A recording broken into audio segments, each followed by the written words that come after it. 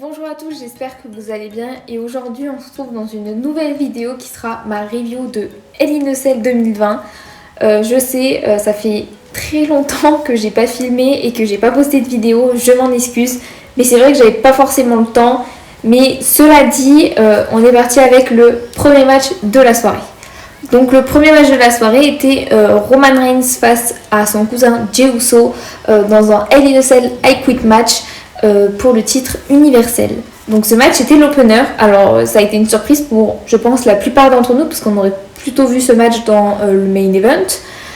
Mais je trouve que c'est bien qu'il ne soit pas été le main event. Voilà, je trouve que le main event était meilleur que ce match-là.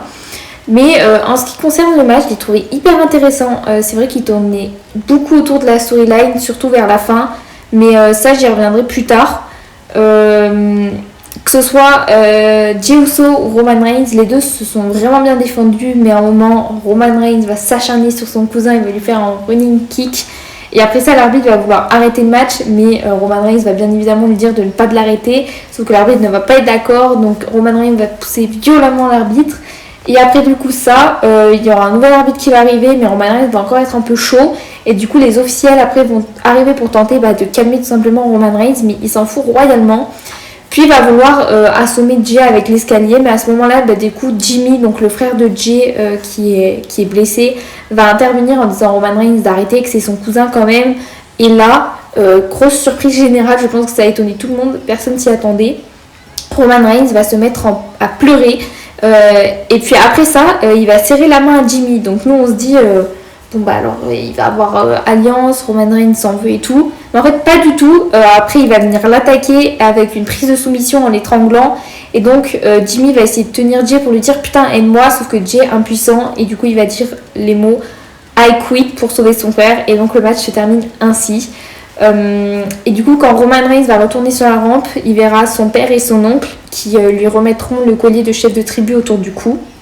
J'ai trouvé ce match super intéressant et je pense qu'on se dirige vers un clan entre les cousins pour les Survivor Series, du moins c'est vraiment ce que j'espère. Je sais pas vous, ce que vous en pensez, mais moi j'ai vraiment envie de voir un clan solide des Samoans. Je pense que ça peut être super sympa. Prochain match de la soirée, le match vraiment pas intéressant, c'est Jeff Hardy contre Elias. Alors je vais pas mentir, c'est un match qui m'a pas réellement intéressé en soi. La storyline elle peut être sympa s'ils repartent sur l'idée de l'accident. Mais il n'y a rien eu d'exceptionnel dans ce match. La chose à retenir, c'est que Elias a remporté le match grâce à une disqualification parce que Jeff Hardy l'a frappé avec la guitare de Elias avant que Elias le frappe. Mais sinon, le match en soi, il n'était pas mauvais. Mais c'est vrai que ça m'a un peu cassé dans le mood. J'étais vraiment là pour regarder les Hell in a Cell match. Personnellement, c'est un de mes pay-per-view préférés. Donc voilà. Le prochain match, c'est The Miz contre Otis pour la mallette Money in the Bank. Alors pour ce match, je voulais voir le Miz gagner. C'est vraiment, je sais pas vous, mais Otis, moi je l'imagine pas en tant que grand champion de la WWE, vraiment pas. Tandis que The Miz, si, ça fait longtemps qu'on l'a pas vu sur le devant de la scène. Et c'est ce qui s'est passé. Donc encore une fois, rien de fou dans ce match, il n'était pas génial. Mis à part que Tucker a trahi Otis en le frappant avec la mallette Money in the Bank. Après que John Morrison ait lui-même tenté de frapper Otis avec cette même mallette, mais l'arbitre l'a vu et du coup il s'est fait renvoyer aux coulisses. Mais pourquoi Tucker a trahi Otis? C'est vraiment la question que je me pose. Est-ce qu'il est jaloux parce que Otis il est en push? J'en sais rien. Surtout qu'ils sont pas dans le même show, vu qu'il y en a un dans le show rouge, un dans le show bleu. La rivalité va certainement pas continuer entre les deux. Et donc après l'attaque de Tucker, évidemment le Miz va faire tomber sur Otis et devient donc Mr. Money in the Bank. Et je sais pas vous, mais j'aimerais tellement une rivalité entre John Morrison et The Miz. Pourquoi pas The Miz récupérer son titre de champion 10 ans après face à Randy Orton comme la première fois qu'il l'a cash in, ce serait sympa. Et après avoir une rivalité avec John Morrison, ce serait vraiment cool. Je sais pas vous ce que vous en pensez, dites-moi tout ça dans les commentaires. Prochain match, pour moi ça aurait dû être le main event du pay-per-view. Bayley contre Sasha Banks dans le Hell in a Cell match. Un match juste incroyable. La rivalité était tellement intense que l'on pouvait que avoir un bon match. En plus, quand les deux sont contre dans un ring, c'est toujours magnifique. C'est vrai, Bayley, moi personnellement, je l'aime pas de ouf, mais quand elle est avec Sasha Banks, en général, ça marche bien dans le ring. Elles se connaissent parfaitement, donc aussi ça aide. Sasha Banks en Hell in a Cell match, C'est incroyable. Je pense que c'est la stipulation qui lui va le mieux. Voilà, elle a fait les 3 Hell in a Cell matchs féminins et il n'y en a pas un que j'ai pas aimé. Il y a tellement de choses à dire pour moi. C'est vrai que en plus, je suis pas une grande fan de Bayley et elle m'a vachement impressionnée dans ce match, donc ça c'est assez cool. Donc déjà le match commence, Sasha Banks prend vite le dessus, on sent qu'elle est plus expérimentée dans les Hell in a Cell. On a eu l'utilisation de kendo stick, table, échelle, chaise. Donc la stipulation a été vraiment utilisée, ça c'est cool. Le match était tellement intense et on a eu des spots incroyables. Déjà au début quand Sasha Banks met 2 coups de genoux sur Bayley à côté de la cage, c'était incroyable. Ça m'a fait mal pour elle. Comme on a aussi un spot en fin de match où Bayley, on voit Sasha Banks qui se prend la chaise en plein dans la nuque. J'ai eu tellement mal pour elle. On voyait qu'elle a bien pris quoi. Et puis le spot final avec l'échelle. C'est vraiment, moi j'ai adoré ce match. C'est un des matchs que je vous conseille de la soirée. Et donc le spot final, ce sera donc Sasha Banks qui l'emporte en faisant abandonner la championne avec son backstatement avec la chaise de Bayley à son effigie, et elle met donc fin au long règne de Bayley. La rivalité est clairement pas terminée selon moi. Elle va encore durer pas mal de temps je pense et c'est plutôt cool. Pourquoi pas durer jusqu'à WrestleMania, faire gagner Bayley Royal Rumble, ça peut être assez sympathique, ils peuvent nous faire quelque chose de très très très très bien. Vraiment moi je suis très contente que Sasha Banks ait gagné, surtout qu'elle a mis fin du coup au règne de Bayley qui est de 490 jours ou quelque chose comme ça. J'espère que pour une fois elle aura un règne digne de ce nom, car on sait que les règnes de Sasha Banks en général, je pense que son maximum ça doit être 80 jours. Donc j'espère vraiment qu'elle aura un bon règne et encore une fois il aurait vraiment mérité la place de main event à mon avis. Prochain match qui a été annoncé dans la soirée, c'est donc Bobby Lashley contre Slapjack. Franchement match nul, voilà. Il était court donc ça c'est la bonne chose, c'était la bonne nouvelle de la soirée. Rien d'intéressant, Lashley va gagner le match en faisant abandonner Slapjack.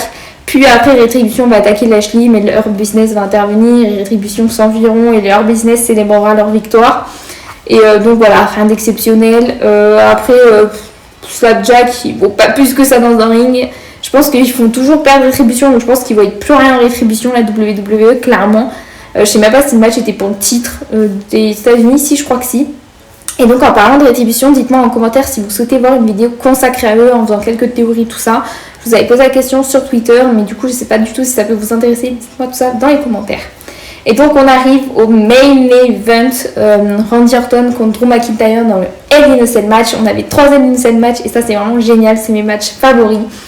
Le match hyper intéressant, même si je sais que beaucoup ont été déçus du résultat. On a tout d'abord McIntyre qui va faire son entrée, mais il sera attaqué par Randy Orton qui s'est déguisé en caméraman comme à WrestleMania lorsqu'il a affronté Edge.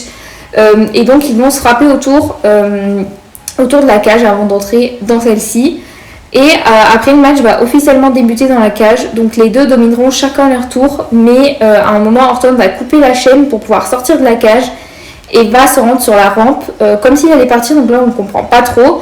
Mais McIntyre il va venir le ramener vers la cage et puis Orton va mettre un petit peu de KO McIntyre et Orton va regarder le haut de la cage et là on comprend donc qu'il monte et ensuite il fait un petit signe à McIntyre pour lui dire de monter et c'est donc ce qu'il va faire et du coup on se retrouve avec les deux en haut.